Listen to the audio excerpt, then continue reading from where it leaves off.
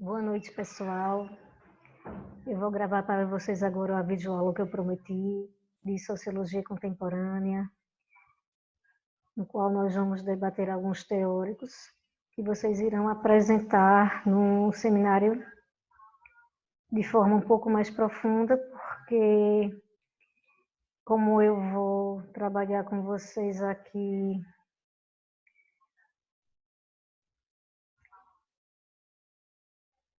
vamos ver se fica ótimo. Como eu vou trabalhar com vocês aqui vários teóricos, vou trabalhar o básico. E durante os seminários eu estou enviando o material para vocês e vocês vão aprofundando algumas questões, ok? Então vamos lá. Sociologia contemporânea. Uma das primeiras coisas importantes de se falar é que o mundo contemporâneo ele começa a apresentar diversas mazelas, né? Desde questões como aumento da pobreza, da desigualdade, do discurso do ódio, o individualismo exacerbado, e aí começa a surgir vários questionamentos sociais que a sociologia precisa começar a dar conta, né? Então, por exemplo, questões como exclusão social, cidadania, minoria, violência urbana, a questão da pluralidade, da diversidade, tudo isso vivendo em um mundo que passa a ser globalizado. Então, a gente sai do tipo de capitalismo que foi estudado nos clássicos e a gente passa a compreender um capitalismo muito mais complexo. Então, diante disso, é preciso que a sociologia comece a repensar várias questões e modos de entender esse novo mundo. Então, uma das questões que se sobressai nesse debate é a questão da sustentabilidade, né? Porque é preciso se pensar em soluções para problemas para povos, países, regiões nesse mundo globalizado. Essa questão de pertencimento à aldeia global, né? Precisamos pensar essa questão de escassez de recursos e também tomar consciência de problemas globais, desacelerando o processo de exploração da natureza, para além da capacidade de renovação, o que implica adotar novos estilos de vida, menos centrados no bem-estar pessoal e no lucro, e mais centrados no bem-estar coletivo. Ou seja, é preciso a gente pensar sociologicamente, a partir de agora, a sociedade como um todo. Aquilo que acontece na China tem a ver com o meu mundo, tem a ver com a minha vida, tem a ver com o meu ser social. Ainda que eu nunca tenha ido à China, porque o mundo é um só. A gente começa a entender que a gente faz parte de um todo e o todo faz parte de nós. Acho que esse coronavírus vai ensinar bastante isso para a gente, inclusive nesse momento. Então é preciso ter respeito e dignidade humana e a natureza. Então estamos num mundo que já não é nosso, né? A concepção de mundo agora é que ele é de todos, ele é um conjunto, nós somos seres holísticos e nós precisamos cuidar desse mundo. E aí eu trago para vocês algumas imagens que retratam bastante isso, né? Algumas imagens fortes, e a gente vai começar agora a pensar como alguns autores eles trabalharam essa visão mais contemporânea, e aí eu vou trazer um pouquinho dos mais antigos aos mais atuais, começando então com Michel Foucault. O Foucault ele nasce em 1926 e ele morre em 1984, né? Uma figura muito interessante, né? Francês, ele era filho de um cirurgião, e o pai dele queria muito que ele tivesse feito medicina, porém ele se recusou e aí causou uma grande frustração na família, né? Sua vida foi marcada tanto por uma genialidade, porque o Foucault ele era inteligentíssimo, ele escreve várias obras, quem puder assistir no YouTube algumas aulas referentes a Foucault, que valem a pena, porque nem tudo, né, é interessante, assistam para apresentar o seminário, né? E aí a vida dele é marcada por algumas extravagâncias, né? Ele passa um tempo no sanatório, ele tem essa experiência e lá ele tem a possibilidade de observar bastante como que é a vida de uma pessoa que se vê de forma punitiva essa situação de ter que viver num sanatório. E ele passa a perceber como o regime disciplinar é forte, como as relações de poder é forte, e começar a escrever sobre isso, e começar a escrever também sobre essa questão da padronização, de quem diz o que é normal, de quem diz o que não é normal, né? Que sujeito é esse na sociedade que é considerado normal ou não normal? Quem dita isso e por quê? E aí, gente, ele abusa de drogas, né? E tenta algumas vezes o suicídio. Então, assim, Foucault, ele era ativo politicamente, mas ele também era uma figura muito conturbada neste sentido, e ele morre vítima de AIDS. Então, assim, é uma personalidade muito forte. E quem for ler as obras dele também irá verificar que as obras dele também são muito fortes. Dentre várias obras que ele tem, eu destaco aqui Doença Mental e Psicologia, né, uma das primeiras, de 1954. História da Loucura na Idade Clássica, muito interessante, que é aquilo que eu falei, ele vai questionar, né, quem diz o que é normal e o que não é normal, e faz toda uma história da loucura. É muito, muito interessante essa obra. O Nascimento da Clínica, As Palavras e as Coisas, uma questão aqui mais de análise do discurso, Arqueologia do Saber e Vigiar e Punir. A obra que eu pedi para vocês tratarem no seminário foi esta aqui, de 1975, Vigiar e Punir. Por quê? Porque tem muito a ver com o curso de Direito e tem muito a ver com Sociologia. Então, nessa obra Vigiar e Punir, o Foucault ele vai fazer uma história muito interessante das formas de crimes e punições ao longo da história. Ele vai pegar desde a Idade Média e ele vai mostrar como durante muito tempo se tratou a punição a partir da tortura, né? O corpo teria que perecer formas atrozes, cruéis, de aflições, de punições, de torturas, para que o considerado criminoso, porque nem todos que eram considerados criminosos na época de repente tinham realmente cometido crime, ou os criminosos de fato servissem como punição para os demais e tivessem seus corpos docilizados, né? Tivessem seus corpos flagelados, era o flagelo na época.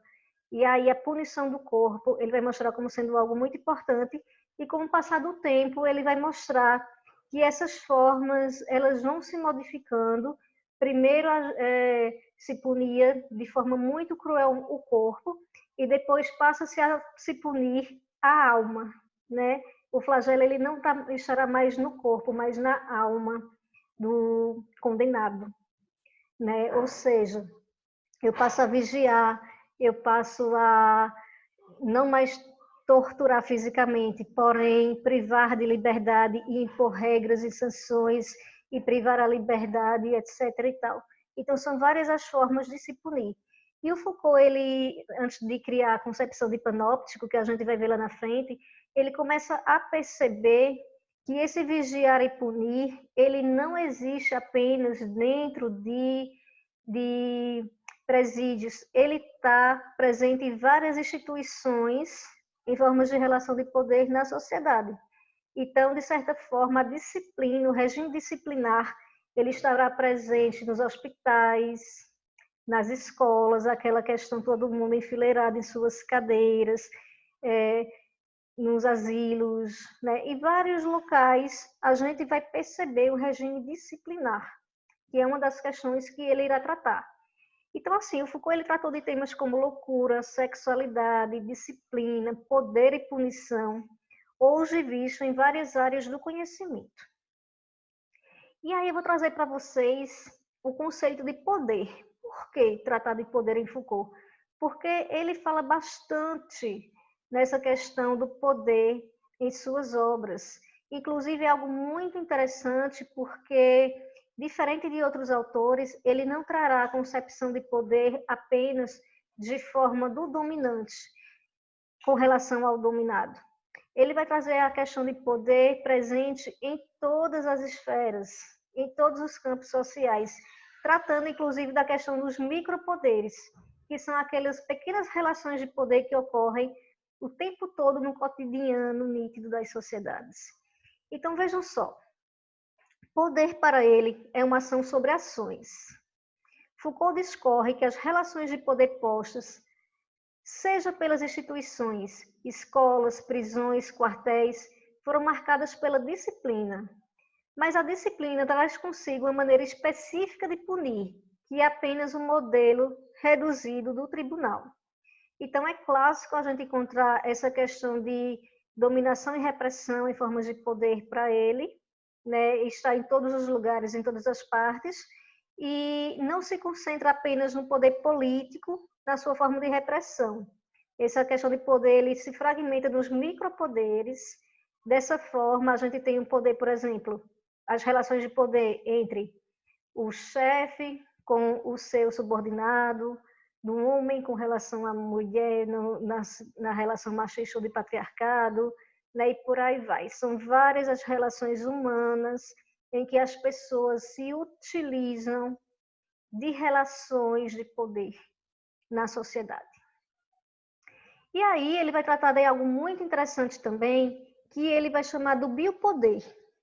Bio, vida, biologia, né, o biológico, e o poder anátomo-político. Então, isso consistiria, por um lado, nessa concepção de corpo, né, refere-se aos dispositivos disciplinares encarregados de extrair do corpo humano a sua força produtiva mediante o controle do tempo e do espaço no interior das instituições, como escola, hospital, fábrica, prisão.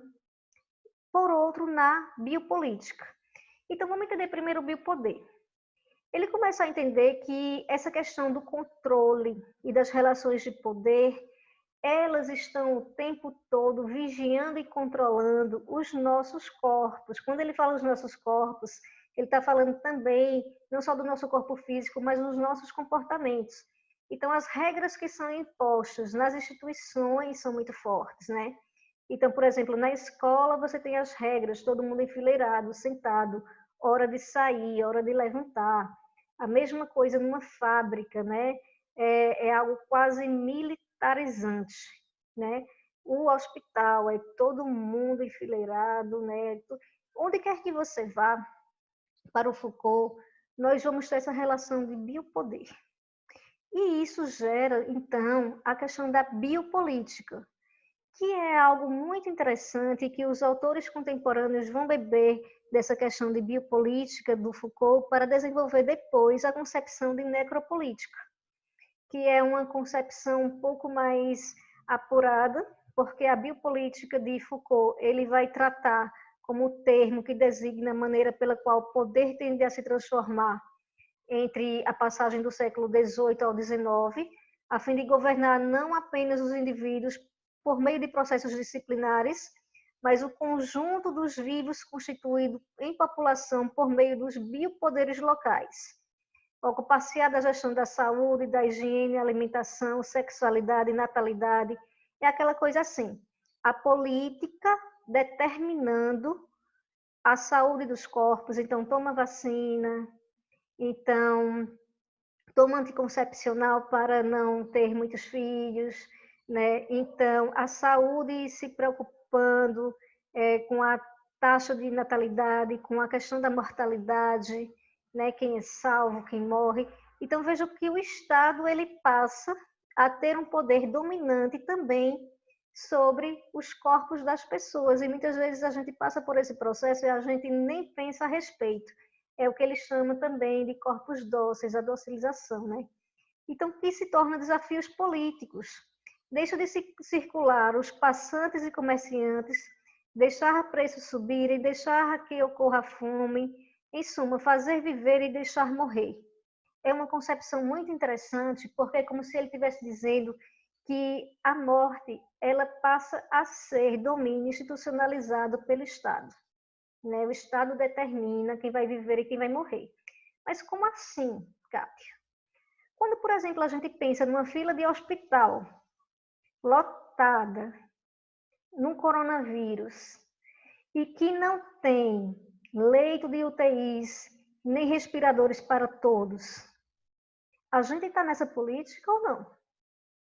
Então, vejam, eles vão decidir ali quem vai ter acesso à vida e quem vai ter que sucumbir à morte, porque não temos para todos, entendem?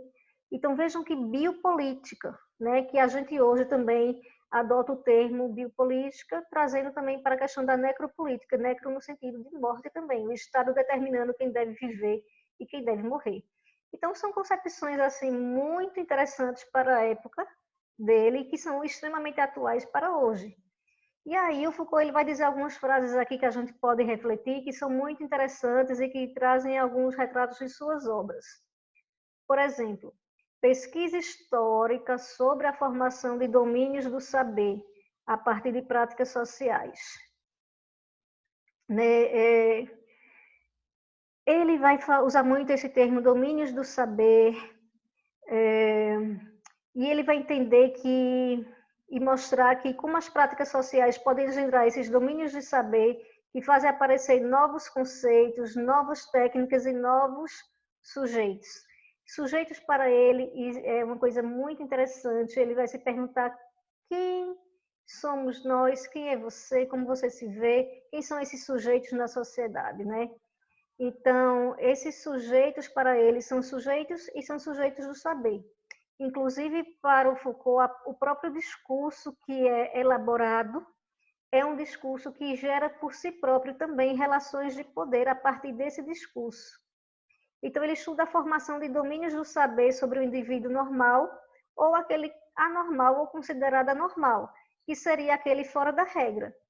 Como assim? Por exemplo, por muito tempo, a pessoa que era homossexual na história foi considerado uma pessoa desviante, que tinha um comportamento desviante, né? Por muitas vezes, até de forma preconceituosa, mas isso no século XIX ocorreu, eram considerados pessoas com patologias. Depois de muito tempo, estuda-se e percebe que isso não é doença. Mas quem dita que quem é e quem não é, entende? Então, por algum tempo foi considerado, da mesma forma que no século XIX nós tivemos o positivismo científico, evolucionista e darwinista, que determinou que pessoas eram consideradas inferiores, etnicamente inferiores, e outras superiores.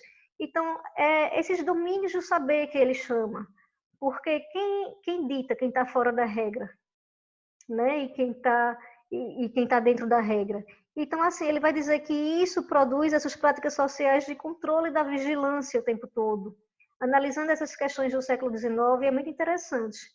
E ele estuda também algo muito interessante, que é uma pesquisa metodológica que a gente utiliza muito hoje nas pesquisas de campo, quando a gente faz entrevistas, que é a análise do discurso. Ou seja, você entrevista uma pessoa, você vê a fala dela, ou, por exemplo, um político que esteja dando uma entrevista e fale na televisão, e a gente analisar o discurso de forma científica. Quando a gente fala em análise do discurso em Foucault, ele está pensando nesse discurso através dos jogos estratégicos, das frases que as pessoas vão utilizando para, a partir de suas construções linguísticas, estabelecerem dominação e lutas e relações de poder. Então, muitas vezes, a pessoa vai usar estratagemas para convencer, para dissuadir uma verdade, para omitir determinadas coisas em seus discursos, ou para subentender outras. E a pessoa que entende da análise do discurso, ela vai olhar para aquele discurso e ela vai analisar o não dito, porque o não dito também fala o que está subentendido, né? Ela vai analisar uma palavra que disse e que aquela determinada palavra, ela tem um contexto mais forte do que a pessoa quis falar, ou então quando a pessoa está dissimulando uma situação, ou quando a pessoa está tentando, através do seu discurso, persuadir o outro com inverdades e por aí vai. Então, é algo muito interessante. E, por fim, a gente chega na ideia do panóptico em Foucault. O que seria o panóptico em Foucault? Na verdade, Michel Foucault utilizou o panóptico de um filósofo chamado Jeremy Bentham, que foi quem desenvolveu essa arquitetura aqui. Eu sugiro que o grupo traga uma imagem maior para explicar. Eu vou explicar isso aqui não me adentrando tanto, porque eu quero que o grupo do seminário ele foque bastante nisso. Mas olha que interessante, gente. Isso aqui é uma arquitetura de uma prisão que foi desenvolvido como se fosse uma prisão de segurança máxima. E a ideia disso aqui, ó, veja só, tem uma torre, tá? Ao redor da torre inteira tem celas. E aí, qual é a grande lógica? Cada cela dessa aqui possui um presidiário, né? Uma pessoa que está preso, e que o tempo todo ele está se sentindo vigiado. Ele não sabe dentro da torre para onde exatamente o vigia está olhando. Porém, por não saber, ele acredita que ele está constantemente sendo vigiado, porque ele pode ou não estar naquele segundo, naquele exato momento. E aí é um jogo psicológico muito forte isso, né? Você, na verdade, se sente 24 horas por dia vigiado. Então, assim, eles não têm a liberdade para se moverem, para ficarem à vontade, né? É quase enlouquecedor isso. Então, é a finalidade da rede de instituições ligar os indivíduos aos aparelhos de produção, formação, reformação ou correção da força de trabalho, caracterizadas por Foucault como instituições de sequestro. Aí vejam que interessante, aqui a gente já muda daquela prática que a gente tinha na Idade Média, da tortura de corpos, né, do flagelo, para um outro tipo de vigilância, para um outro tipo de punição. Agora aqui o psicológico ele fala mais forte, ele fala mais alto, mas ainda assim é um regime disciplinar fortíssimo. E aí o Foucault pega essa ideia de panóptico para explicar que também essa sensação a gente tem em vários lugares da sociedade, né? E aí, quando a gente pensa, por exemplo, no reality show BBB, é meio um panóptico, está todo mundo sendo vigiado o tempo todo, né? Mas quando a gente pensa, por exemplo, que a gente vai em algum local, em algum mercado e tem câmeras lá ligadas, né? E a gente olha para cima, a gente não sabe se a gente está sendo filmado. Pode ser que a câmera nem esteja ligada, mas só o fato de ter uma câmera já intimida a gente. Então a gente fica naquela sensação de estar sendo vigiado. E o que você faria se ninguém estivesse vendo? E o que você faria? Que mudança de comportamento a partir do momento que você acredita que está sendo filmado, né? Então isso está presente em vários lugares da sociedade. É uma analogia que ele faz. Então é uma frase bem interessante dele aqui, ó. Isso também para ele se retrata, por exemplo, na escola. A falta de liberdade de as pessoas agirem de forma espontânea porque estão limitadas a diversas regras. Então, o poder disciplinar é fruto de transformações da sociedade burguesa, do deslocamento do poder soberano para o corpo social. A partir de então, o poder se exerceria na forma de micropoderes ou de micropolíticas. Tal poder se exerce sobre corpos individuais por meio de exercícios especialmente direcionados para a ampliação de suas forças. Esses exercícios tinham como objetivo o adestramento e a docilização dos corpos. Quando a gente pensa, por exemplo, todo mundo no quartel, né, quase de forma mecânica, robótica ali, agindo daquela mesma forma enfileirada e tão disciplinar, né? São corpos dóceis, né? Então, é dócil um corpo que pode ser submetido, que pode ser utilizado, que pode ser transformado e aperfeiçoado. E a gente está o tempo todo passando por esses processos na sociedade. Então, para Foucault, a punição e a vigilância são mecanismos de poder utilizados para docilizar e adestrar as pessoas para que essas se adequem às normas estabelecidas nas instituições. E para isso existe a vigilância e para isso existe a punição, caso se transgridam as regras. Ok, gente? Então, assim, esse é o pensamento de Foucault. Vocês podem trazer vários exemplos e aprofundar esse debate. A gente agora vai passar para um outro autor aqui, que é o Pierre Bourdieu, uma figura fantástica, interessantíssimo, Bourdieu, também francês, né, do século XX. O Bourdieu, ele nasce em 1930.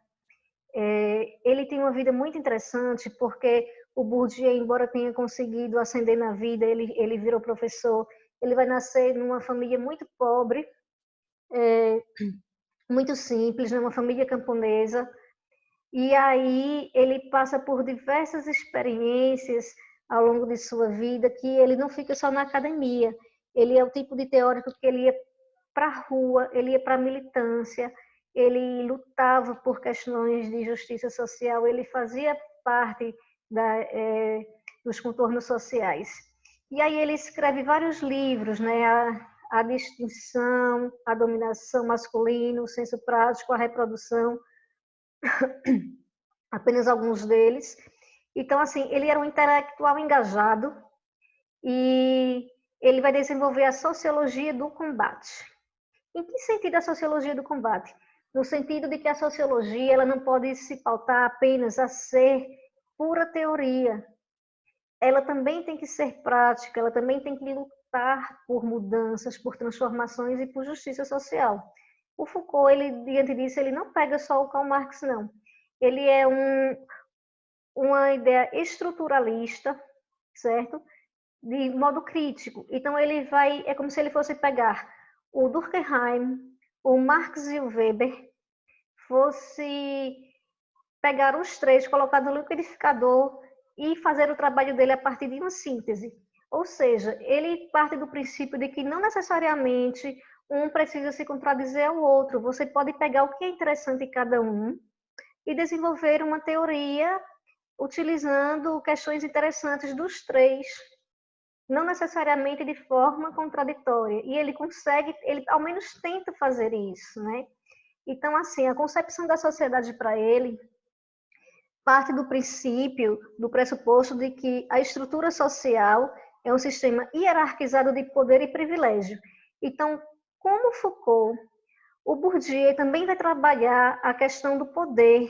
Ele também percebe que existem essas questões de poder na sociedade, essas relações hierárquicas, que ele chama, que vai determinar certos privilégios a determinadas categorias ou classes, né? E aí ele vai dizer que existem tantas relações materiais ou econômicas, como renda-salário, como também as relações simbólicas, como status, educações, questões culturais. Que lá na frente eu vou explicar melhor para vocês, a partir de alguns conceitos dele, que é bem parecido com a concepção de redes sociais. Então, tem uma sociologia engajada com denúncias de mecanismos de dominação na sociedade injusta. Vamos lá. Dois dos principais conceitos que o Bourdieu irá trabalhar é a concepção de campo e a concepção de hábitos. Esse hábito, ele é realmente assim que se escreve, U e S. Então, vamos primeiro para o campo, entender o que seria o campo. Primeiro que a sociedade para ele é algo muito amplo, e dentro dessa sociedade existem diversos campos, né? São espaços de funcionamento para ele. Para ficar mais fácil, faz uma analogia aqui com um campo de futebol. Então, para Bourdieu, a sociedade é vista como um espaço social cheio de campos. Cada esfera social é como um campo de jogo, né? Por que jogo? Porque existem as relações de poder, onde as pessoas estão sempre jogando em seus campos. Então, a gente tem campos de disputa para ele. Então, a gente tem, por exemplo, o campo político, o campo familiar, o campo econômico, o campo escolar. é como se fossem as instituições sociais que formam determinados universos. E dentro desses campos, nós temos os hábitos. O que seriam os hábitos? Seria a interiorização dos hábitos cotidianos, dos valores e das normas introjetados pelas pessoas atuantes dentro de um campo.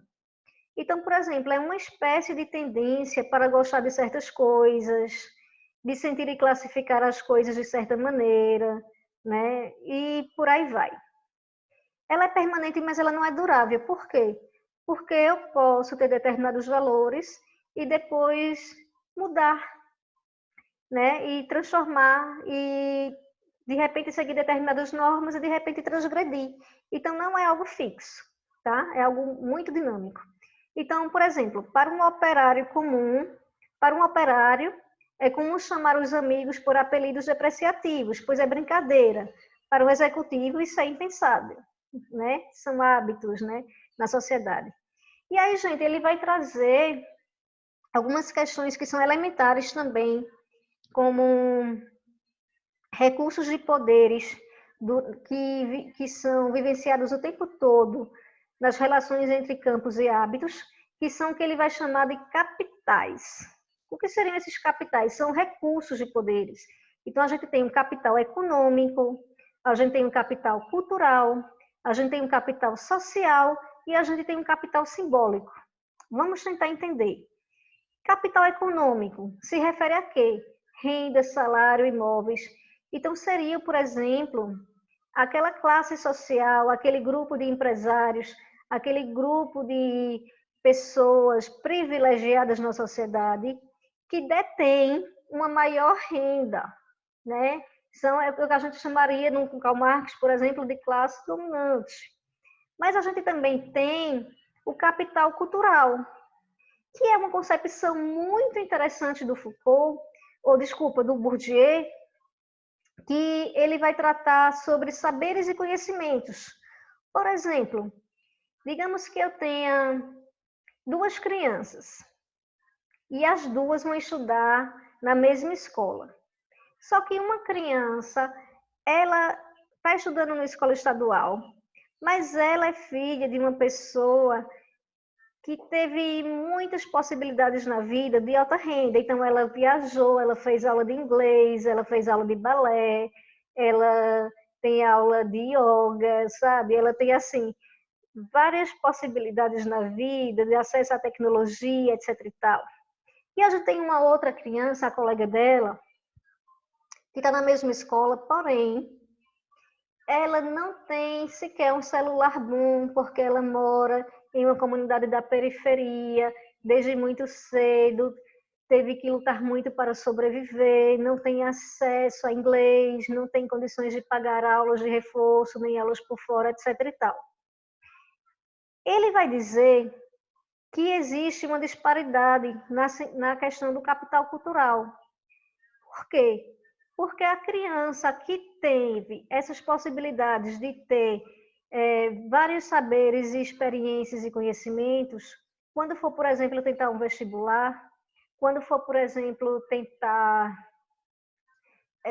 um mercado de trabalho ou qualquer outra coisa, ela vai ter muito mais possibilidades.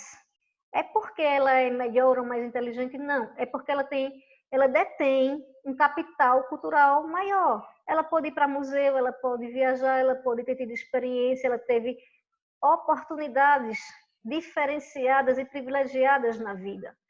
E aí ele vai dizer que isso gera uma desigualdade entre essas duas pessoas na sociedade. A gente ainda tem um capital social, que são as relações sociais, que podem ser revertidas em capital. Né? São várias as relações sociais que nós temos, que de repente se negociam através do dinheiro, mas que são relações sociais. E a gente, por fim, tem um capital simbólico, que é aquele chamado prestígio, status, honra, né? Que é algo que o Weber também trabalhou. Então, assim, existe para o Bourdieu a dominação do homem também sobre a mulher, que ele chama de patriarcalismo. Então, ele estuda muito essa questão, que eu acho muito interessante, porque ele já traz uma crítica ao machismo e as questões de dominação, mostrando como na sociedade existem diversas formas de desigualdade que podem ser distribuídas a partir de dominações de poder. Então, gente, a concepção da sociedade para ele vai ter algumas questões interessantes. Por exemplo, a posição de privilégio ou não é definida de acordo com o volume e a composição dos capitais. O conjunto de capitais dispostos em uma cultura seria dominado hábitos. E hábitos implica no mundo de sentir, pensar, agir dos indivíduos. E aí ele vai dizer que existe, portanto, um descompasso educacional, porque os de origem social superior terão mais facilidade do que os outros, como eu já expliquei para vocês. Então, ele diz que isso vai gerar também o que ele chama, e que é bem interessante, a concepção de violência simbólica. O que seria violência simbólica? É muito interessante que a gente fala muito o tempo todo em violência física. A violência física, ela sempre deixa marcas no corpo. Mas o Bourdieu vai dizer que existe um outro tipo de violência que ela não deixa necessariamente cicatrizes no corpo, mas ela deixa no psicológico, ela deixa na alma. E às vezes é até pior, que a violência que ele chama de violência simbólica. Então é um tipo de ideia imposta aos agentes sociais na vida social que são tão fortes que não são percebidas como impostas, muito pelo contrário, são consideradas naturais, né? Então, às vezes, o sistema lhe impõe situações e regras de forma tão veemente e você naturaliza tanto aquilo que você não percebe que aquilo lhe está sendo imposto e a gente passa a ser alienado em relação àquilo e a naturalizar as formas com que nós estamos sendo violentados muitas vezes. Às vezes é quem decide o que é moda, por exemplo. Mas a questão não é só a moda em si. A questão é quando você passa a ser discriminado porque você não a segue, né? E aí você sofre uma violência simbólica. A questão, muitas vezes, é quando o professor impõe a você um determinado currículo e não te deixa refletir, e não te deixa pensar criticamente a respeito daquilo. Isso é uma violência, né? Lhe impõe verdades. E aí você passa a aceitar tudo, sem questionar e sem muitas vezes perceber que aquilo está sendo uma agressão para você. Então, o processo de imposição dissimulada de um arbítrio cultural como cultura universal é para ele uma violência simbólica. E passa a ser livre de qualquer suspeita porque está legitimada, ela é portadora de um discurso universal. Ela é entendida como sendo bom e, portanto, ela não é entendida como violência. É bem interessante, então ele vai falar que existe um descompasso educacional, o sistema escolar ele limita o pleno aproveitamento dos indivíduos pertencentes a famílias menos escolarizadas, né? E essa cobrança escolar, ele também denomina de violência simbólica. É desleal, né? Agora a gente pode ver, por exemplo, que o Enem no Brasil está uma polêmica muito grande se deve haver ou não. Por quê? Porque nós estamos em aula remota e nem todos têm acesso no Brasil à internet, a acompanhar as aulas remotas pelas vias cabíveis como Meet, Zoom, etc. e tal. Nem todos têm acesso, nem todos têm um celular, nem todos têm computador. Algumas pessoas moram em situações ainda muito precárias no campo, que não têm acesso. E aí, é justo elas concorrerem? Entendem? E para ele, não seria. Então, olha aqui para a gente fechar o Bourdieu, uma frase muito interessante dele. Além de permitir à elite se justificar de ser o que é, a ideologia do dom, a chave do sistema escolar e do sistema social, contribui para encerrar os membros das classes desfavorecidas no destino que a sociedade lhes assinala, levando-os a perceberem como inaptidões naturais o que não é senão efeito de uma condição inferior, persuadindo-os de que eles devem o seu destino social cada vez mais ligado ao seu destino escolar, a sua natureza individual e a sua falta de dom. É como se eu dissesse àquele aluno que não teve acesso, que ele é incapaz, que ele é preguiçoso, que ele é inferior, né? Isso é uma violência, porque na verdade ele é tão capaz quanto, mas ele não teve as mesmas oportunidades, entendem? Então, assim, ele é muito humano nesse sentido, é um ator muito interessante.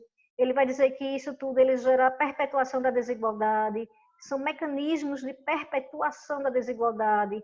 É a questão do fracasso escolar, desenha um círculo que se autoalimenta, né? Então, Bourdieu previa a possibilidade de superar essa situação, mas com o passar do tempo, o pessimismo foi crescendo na obra do sociólogo. E o que eu compreendo. Imagina se ele estivesse vivendo hoje, né, gente? E aí, terminando então a explicação do Bourdieu, nós vamos entrar agora em um outro teórico muitíssimo interessante também, que vocês vão gostar muito, que é Zygmunt Bauman, que vai trazer para a gente uma concepção muito interessante. Inicialmente, o Bauman vai trabalhar na linha de pós-modernidade. Ele é um autor que vai estudar a questão do homem moderno. Depois ele se desfaz do termo pós-modernidade e ele constrói nas suas últimas obras o termo chamado modernidade líquida, sociedade líquida. E aí a gente vai entender qual é a lógica dessa concepção de liquidez no Bauman. O Bauman ele era polonês. Ele é muito atual porque o Bauman morre em 2017. E aí é tão atual o pensamento dele, é tão interessante, ele ainda viveu, como ele morre com mais de 90 anos, a gente pode dizer que ele viveu várias gerações de acontecimentos incríveis na vida, né? Porque o Bauman ele conhece, por exemplo, nos anos 60, várias situações que ocorreram decorrentes de teorias como totalitárias. Ele passa muito bem pelo conhecimento do que foi guerra, do que foi perseguição, desencanto do mundo, né? E ele traz algumas ideias muito atuais para a gente, que vale muito a pena conhecer. Primeira crítica do Bauman é uma crítica relacionada à questão da sociedade individualizada. O sociólogo ele dá continuidade em suas observações sobre a nossa dificuldade de vivermos em uma sociedade e o desafio da confiança e do cuidado mútuo, já tratado em outras obras. Ele enfatiza a insegurança, a fragilidade dos relacionamentos e o individualismo que para ele estava cada vez mais exacerbado, né? O Bauman ele viveu momentos muito conturbados na sociedade, porque ele vai viver tanto questões em que se teve toda aquela questão, por exemplo, da Guerra Fria, né? Daqueles momentos de muita incerteza, haverá uma nova guerra mundial ou não haverá, né? E toda aquela ansiedade que isso gerava. E ele foi percebendo que essa questão se tornou muito forte na sociedade. A economia política da incerteza, que ele chama a insegurança ao futuro e à estabilidade. Ele vai dizer, por exemplo, que nas sociedades mais antigas a gente tinha muita certeza de tudo, que é o que ele chama de sociedade sólida. E com o passar do tempo na modernidade, a gente passa a ter uma maior liquidez, a gente não tem certeza do que acontecerá amanhã, do que acontecerá no futuro, é tudo muito imprevisível. É como a gente está vivendo hoje nessa pandemia, é tudo imprevisível, né? A gente não tem certeza de quando vai acabar, a gente não tem certeza do que acontecerá na economia, a gente não tem certeza nem sequer de planejar o amanhã. A gente está vivendo exatamente o que o Bauman pensou na teoria dele. E aí ele vai trazer algumas características dessa sociedade da incerteza. Então, por exemplo, ele vai dizer que quanto mais moderno fica a sociedade, mais essas características elas vão ocorrendo. Então, o trabalho cada vez mais flexível, né? Por quê? Antigamente a gente tinha estabilidade econômica, estabilidade no trabalho. A partir do momento que a gente passa a terceirizar os trabalhos, a gente passa a gerar incerteza também nesse campo, porque a pessoa pode ser a qualquer momento destituído, ter seu contrato cancelado. Então, ela perde a estabilidade. Estabilidade, quando eu falo, é no sentido de você ter 13º, você ter aposentadoria, tudo certinho, você saber que você vai chegar até o fim com tudo isso. Né? Mas quando a gente passa num mundo cada vez mais corporativo a ter essa questão mais de contratos renováveis, são temporários. Né? Não tem mais essa questão de estabilidade. Acaba-se isso. O enfraquecimento dos sindicatos também é outra característica, e esses sindicatos eles são justamente para lutar pelos direitos trabalhistas. E o atualmente trabalho é visto como um custo manter-se vivo, né? Na pandemia também é algo que está acontecendo bastante com a gente, manter-se vivo, sobreviver a cada dia. Então as relações de trabalho cada vez mais se desgastam e viram um campo fluido e desregulamentado.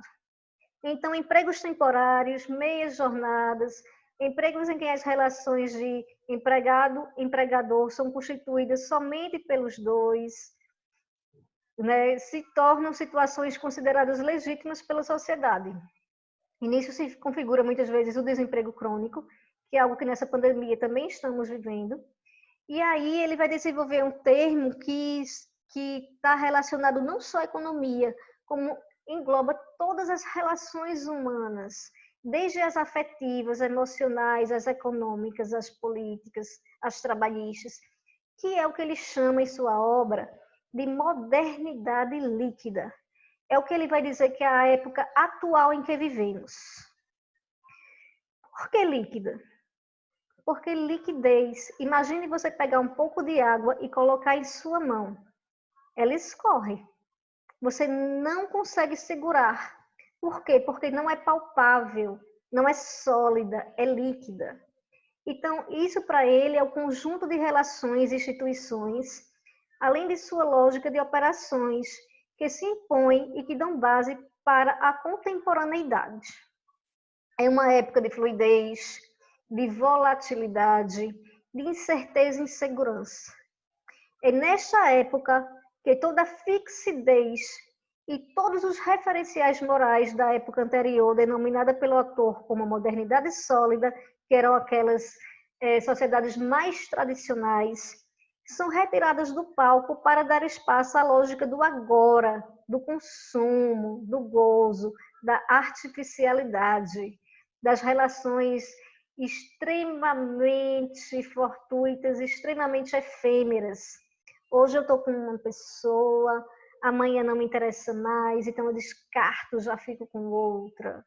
Hoje eu estou em emprego, amanhã não sei se estarei mais. Hoje importa para mim muito comprar aquele produto. E aí eu estou com esse vazio existencial. Eu compro o produto e eu continuo com o vazio existencial, porque ele só me satisfaz durante um momento. Certo? Então, assim, são situações muito interessantes que para ele denotam uma sociedade que está vivendo o tempo todo numa ansiedade, né? Numa situação assim tão líquida, tão individual, né? Que se torna fragmentada, né? E essa vida fragmentada, ela exige das pessoas ser flexíveis e adaptáveis. Quando você vai, por exemplo, para uma empresa, você não pode mais saber apenas a sua função. A exigência é que você seja polivalente. Então, se determinada pessoa faltar, você tem que saber fazer o trabalho dela. E você tem que ter essa flexibilidade, né? Nós precisamos saber, para adentrarmos no mercado de trabalho, vários idiomas, dominar as novas tecnologias, ou nos adaptar a elas, caso não saibamos, que foi o que nós professores agora fizemos com vocês, por isso eu estou dando essa aula neste exato momento. Então, assim, é tudo muito a curto prazo, é tudo muito rápido, né? E aí, essa vida fragmentada exige das pessoas ser flexível, adaptável, abandonar compromissos e lealdades sem arrependimento e buscar oportunidades de acordo com a sua disponibilidade atual. O tempo todo vivendo isso. A sociedade moderna é uma nova geração, que parece desfilar em uma pista de dança, ele diz. E tem como ícones um individualismo, a satisfação dos desejos pessoais. É aí que entra também muito interessante essa coisa da sociedade do espetáculo que a gente também viu, né? De a imagem ser tão importante, né? O tempo todo mundo lindo e maravilhoso no Facebook, só que a foto já de ontem já não importa mais, amanhã você já tem que tirar uma outra nova e mais interessante ainda, né? Essa coisa frenética e muito louca. Né? Então, o consumo também é algo que ele passa a criticar bastante, não o consumo consciente, mas aquele consumo desenfreado, né? Aquele consumo exagerado, que você tem a necessidade de consumir para a satisfação do seu ego, do seu eu, né? A construção de imagem social, eu tenho determinado produto, porque quando eu tenho, eu não só tenho, eu sou. O simbólico fala muito forte aí. E aí, gente, tem uma obra dele que é muito interessante, que se chama Vidas Desperdiçadas. Esqueci aqui, ó, o S. Tá um erro aqui no slide. Depois eu ajeito antes de mandar para vocês. Então, na sociedade de consumismo, há pessoas descartáveis na sociedade. Ele vai fazer uma crítica muito grande no sentido de que a sociedade altamente individualista e consumista e neoliberal e utilitarista, ela trata alguns seres humanos como não importantes, como invisíveis sociais, são os descartáveis. Que seriam eles? Seriam aquelas pessoas consideradas os miseráveis, que não produzem, não consomem, o que o Karl Marx chamou de lucro em proletariados. Tá? Então, assim, agora vem a parte que eu acredito que vocês vão achar muito interessante, que é um livro que o Bauman trata, que se chama Amor Líquido. Por quê? Porque ele vai dizer que essa liquidez ela também está nas relações afetivas, inclusive tanto de amizades quanto de relações amorosas. Então, por exemplo, a minha amiga me decepcionou. Imediatamente eu vou lá no meu Facebook, eu bloqueio ela, não quero mais saber, ela é descartável para mim.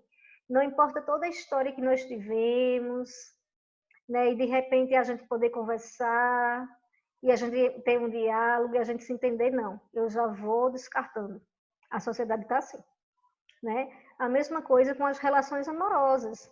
Eu conheci a pessoa, eu não tenho muito tempo para responsabilidades, então se ela vier com muita regra, se ela vier que eu já querer que eu conheça a família, no primeiro probleminha que tiver, não quero problema, então eu já descarto, eu já termino o relacionamento.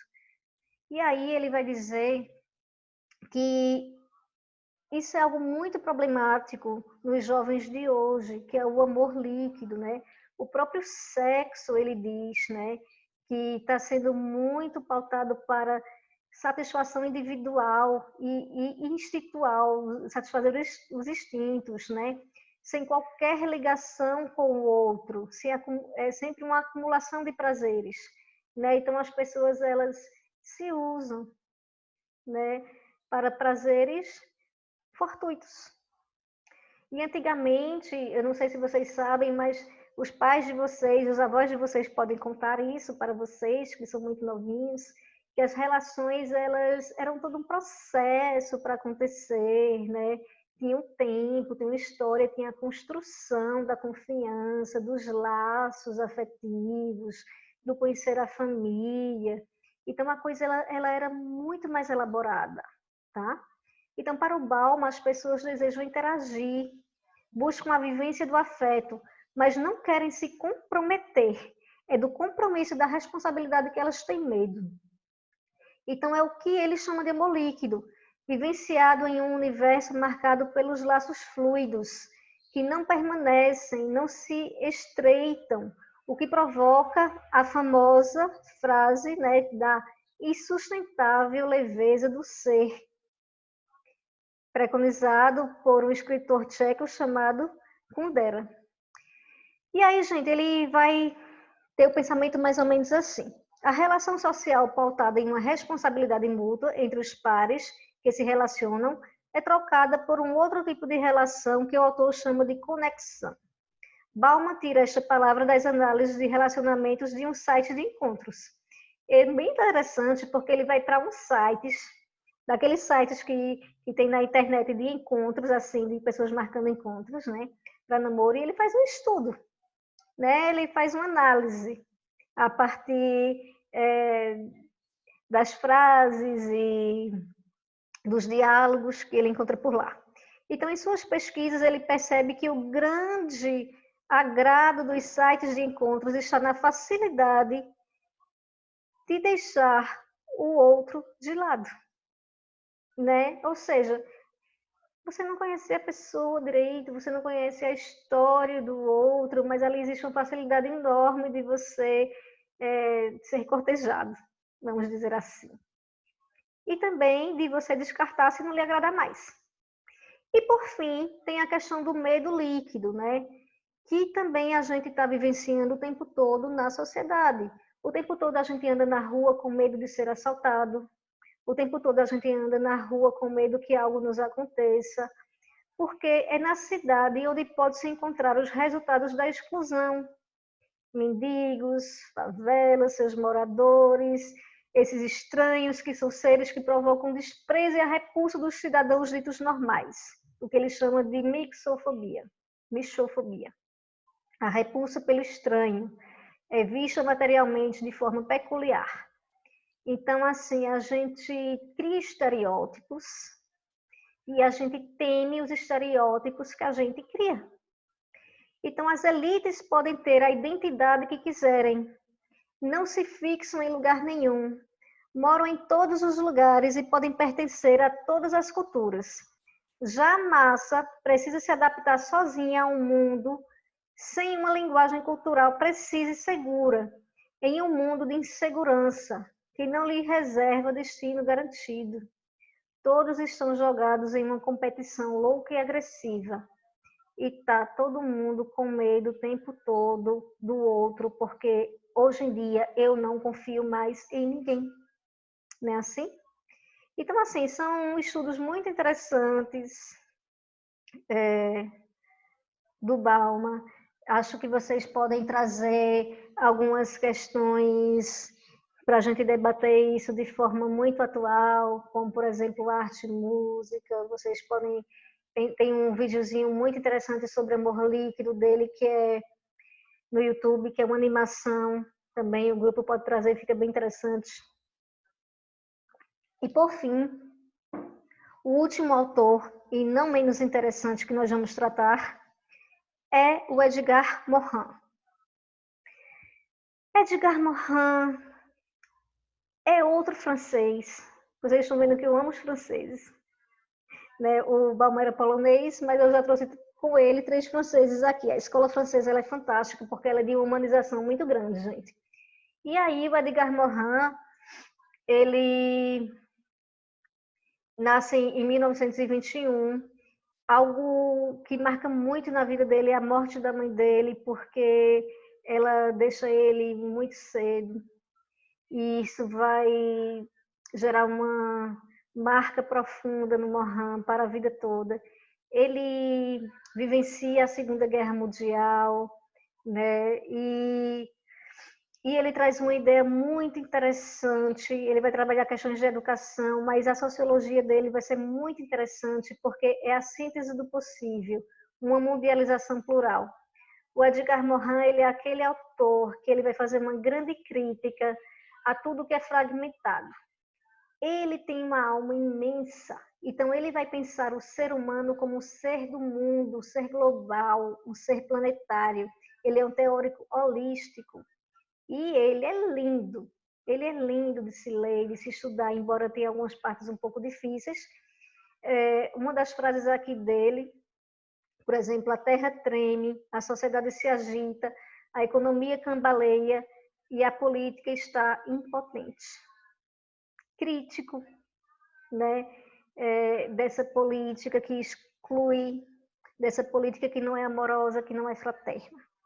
Então, o mundo atual não se pode conceber como um sistema organizado racional. É um caos, uma vertigem em movimento. É muito difícil entender o que se passa. Para ele era muito difícil entender as pessoas individualistas e fragmentadas, inclusive na própria ciência, a ciência fragmentada, cada um com suas especializações, porque, para começar, a formação dele é transdisciplinar. Ele é sociólogo, ele é filósofo, ele entende de história, ele passa por várias ciências do conhecimento, e ele acha que o estudo, inclusive dentro da escola, precisa ser vivenciado de forma interdisciplinar e transdisciplinar. Então, ele vai trazer uma ideia, uma teoria muito interessante, que é o criador da epistemologia da complexidade. Para ele, nós seres humanos somos seres complexos, a sociedade é complexa, e ela tem que ser estudada nessa complexidade, né? Teoria que contrapõe o fragmento do conhecimento. E aí ele vai estudar teorias do sistema, da informação e da cibernética. Uma coisa muito interessante aqui de falar do Edgar Morin, e que eu gosto muito particularmente, é esse entendimento que ele tem do homem, não apenas a partir de um homem biológico. O homem, para ele, como é complexo, ele é um homem bio, psico, sociocultural. Ou seja, ele é biológico, mas ele também tem o lado psicológico, ele também tem suas características sociais, e ele também é cultural. E eu acrescentaria aqui até o político também, né? Então, o ser humano é biológico, como qualquer outro animal, mas é também psicológico, diferente dos outros animais que conhece, porque pensa, fala, escreve, troca informações, tem linguagens, tem de vários tipos. Ele é complexo. E ele traz essa complexidade para a teoria dele. Então, o homem para Edgar Morin é sapiens, mas é também demis, isto é, o homem, sendo racional, é também capaz das maiores irracionalidades.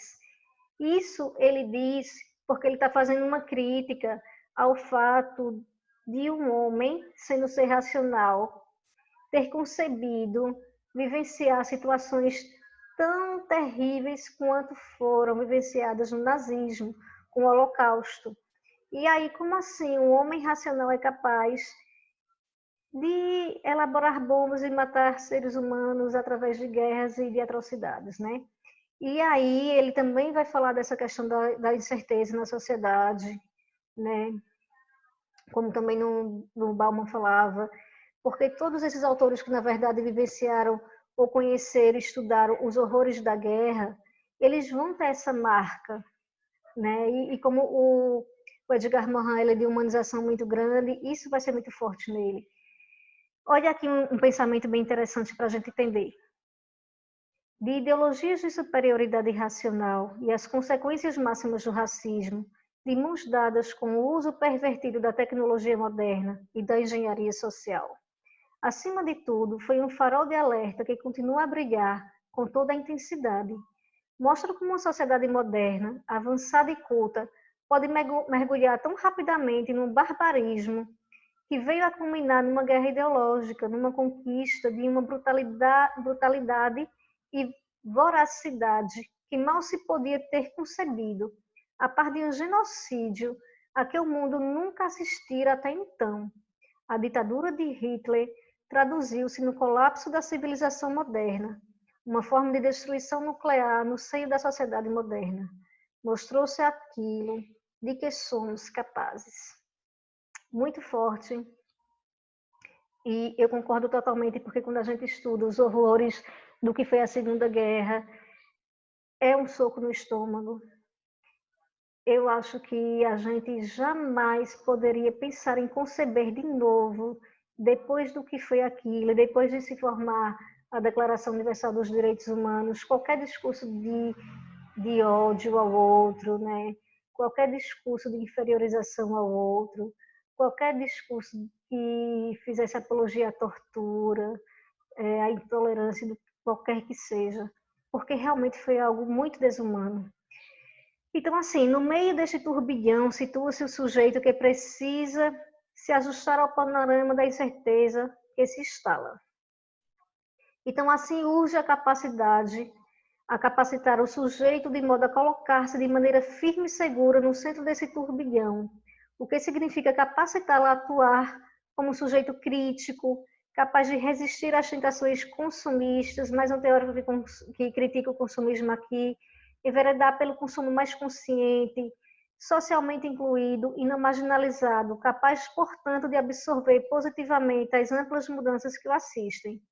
Então, a consciência da complexidade para o Morin é aquela consciência que tem que levar, através da educação e do conhecimento complexo, os homens a entenderem que eles precisam se perceber como seres globais, como seres que precisam respeitar a natureza e respeitar uns aos outros, né? E aí, como ele vai tratar na teoria dele dessa visão complexa, ele é chamado também do arquiteto da complexidade, né? Ele vai dizer que na educação é preciso a gente estudar as ciências e as formas de conhecimento de forma transdisciplinar, tá? Complexo, a gente não pode fragmentar o conhecimento, né? Então, por exemplo, você que estuda direito, você que é aluno de direito, é muito importante que na grade de vocês também estudem a filosofia, a economia, a sociologia, porque são outras ciências que vão contribuir para o seu conhecimento como todo, enquanto jurista no futuro, enquanto profissional do direito, tá? Seja ele qual for o seu caminho. Você precisa ter essas visões complexas e esses outros saberes. É isso que ele diz que se formaria um homem completo, essa visão global, porque a parte está no todo e o todo está nas partes. E, gente, nos anos 90, ele é convidado simplesmente pela Unesco, junto com outros autores, para pensar sobre a educação do novo milênio, né? Que agora não é mais nova, porque a gente já passou um tempo e tal, mas o Morin, ele vai fazer um trabalho incrível, muito bonito na educação, com as propostas que ele vai trazer de reflexões sobre a educação, que essa educação ela é transformadora, mas para ele ela também é amorosa. Então é lindo, lindo de se ver o trabalho dele, que eu pedi que o grupo também focasse, que é essa questão mesmo da educação. E aí eu vou trazer algumas questões aqui para vocês, para a gente fechar o pensamento dele, que ele entende como sendo de muita importância para se entender essa questão educacional como todo e que poderá trazer esperança. Ele é um autor que ele aponta os problemas, mas ele também tenta apontar soluções e esperanças para a gente. Talvez por isso que eu tenha deixado ele por último, que é para a gente também fechar com a perspectiva de que há esperanças, do verbo esperançar. Então, veja só, a condição planetária, né? Daqui para frente existe, sobretudo, perigos da vida e da morte para a humanidade, como a ameaça de arma nuclear, a ameaça ecológica, o desencantamento dos nacionalismos, etc. Então, é preciso mostrar que a humanidade vive agora uma comunidade de destino comum. Ele está convidando as pessoas a se tornarem mais fraternas, a terem o conhecimento envolvido não mais em hierarquizações, em disputas, em relações de poder, né, como a gente viu no Foucault, mas se pensarem a partir de um sentimento de irmandade. E aí ele diz que para isso é preciso humanizar. Como assim? A educação precisa ser humanizadora. Então é preciso compreender antes de condenar. É preciso respeitar ideias antagônicas, né? Não necessariamente a gente precisa odiar quem pensa diferente. A gente pode dialogar com diferentes. Deixa eu entender o teu pensamento, entender o meu ponto de vista e vamos aprender e trocar conhecimentos. Então, a unidade humana, essa diversidade cultural, ele vai trazer como sendo muito importante também A ética do gênero humano, né? A gente vive, eu acho que na sociedade atual, uma crise muito grande, que é a crise ética. E ele vai trazer a ideia de indivíduo, sociedade e homem de forma intrínseca, a partir da cidadania holística, e que ela pode se dar de forma democrática. E aí, ele vai dizer que é preciso desenvolver autonomias individuais, participações comunitárias e consciência de pertencimento. Autonomia individual, porque a gente precisa trabalhar os indivíduos, os alunos, os seres humanos, para resgatarem um pouco a sua autoestima, né? A sua questão de autonomia. E aí também o seu sentimento de pertencimento, a sua consciência de que ela pertence a uma sociedade, a uma comunidade. E a partir daí ela precisa ser engajada em participações comunitárias também, que é para ela ajudar o coletivo. Então a educação deve contribuir não somente para a tomada de consciência de nossa terra-pátria, mas também permitir que essa consciência se traduza em vontade de realizar a cidadania terrena, né? Nós não somos apenas cidadãos do Brasil, nós somos da terra, nós somos filhos dessa terra e a terra estar saudável nos importa. Então não nos damos conta de que o todo sistema racional tem um fundamento emocional.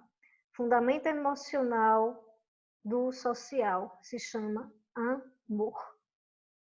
Então, a aceitação do outro, o constitutivo da vida humana, a sociedade, gente, precisa de amor. O amor é a cura. O amor é a chave para tudo e para qualquer situação. Não é lindo ele, quando ele traz essa questão do emocional?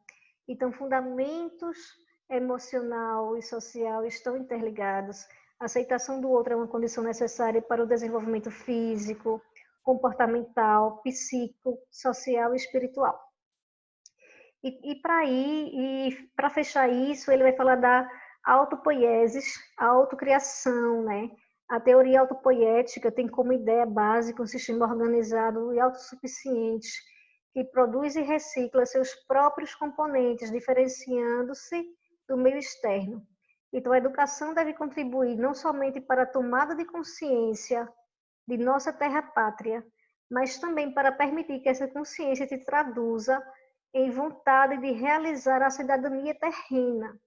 Nós precisamos ter a consciência de que nós somos seres importantes, que fazemos parte de um todo, de uma sociedade, essa sociedade é global, e que o nosso irmão que está ali longe, ele também faz, e que ele pensa diferente, mas ele também é tão humano quanto eu. E aí a gente tem que passar a ser criativo, autônomo, amoroso. É muito interessante. E aí, para que educar? Para recuperar a harmonia fundamental que não destrói, que não explora, que não abusa, que não pretende dominar o mundo, mas que deseja conhecê-lo. Né? O Marx dizia para transformar. E aí ele é bem mais amoroso, porque a concepção dele de uma educação para o futuro é aquela que deveria ser tratada em toda a sociedade e cultura a partir do que ele vai chamar dos 7 saberes necessários para uma vida melhor, para uma educação do futuro. E aqui esse é um dos livros que eu pedi para vocês trabalharem, os 7 saberes necessários, né? Que eu não vou aprofundar tanto, vou só citá-los, porque eu vou deixar para vocês. Mas aí ele vai dizer que esses 7 saberes são elementares e necessários e urgentes até. Então, primeira coisa, o conhecimento, né? Quando eu falo conhecimento, não é informação, é conhecimento. Nós estamos numa sociedade que está transbordando de informações. Conhecimento é outra coisa. O conhecimento sou eu refletir. Eu ter o autoconhecimento, eu conhecer o outro, eu conhecer o que eu estou lendo. A ética do gênero humano, né? Como eu já falei um pouco, essa questão da ética. O conhecimento pertinente, tá? Não é tudo que é relevante, mas algumas coisas são pertinentes. Ensinar a condição humana. A gente está precisando ensinar os humanos a serem humanos. Ensinar a compreensão, né? o compreender, o refletir criticamente, o entender o outro, o entender a mim mesmo, o entender a teoria, o entender a partir do diálogo, a partir da questão transdisciplinar, não conhecimento fragmentado, o ensinar a identidade terrena. Nós precisamos ter essa identidade de que nós fazemos parte da Terra e enfrentar as incertezas, porque se a gente fica amedrontado, a gente paralisa. Então, assim, é muito interessante, né? Todos esses teóricos, eles têm algo importantíssimo a contribuir na sociedade atual e eu sei que o vídeo ficou um pouquinho grande, mas eu espero que essa aula seja muito frutífera, espero que os seminários arrasem, e aí, para fechar depois, provavelmente eu farei um slide só com o estudo do Boaventura de Souza Santos, que também é um português bastante contemporâneo, mas espero que tenha sido interessante para vocês. Então, beijos e tudo de bom, e vamos ser amorosos.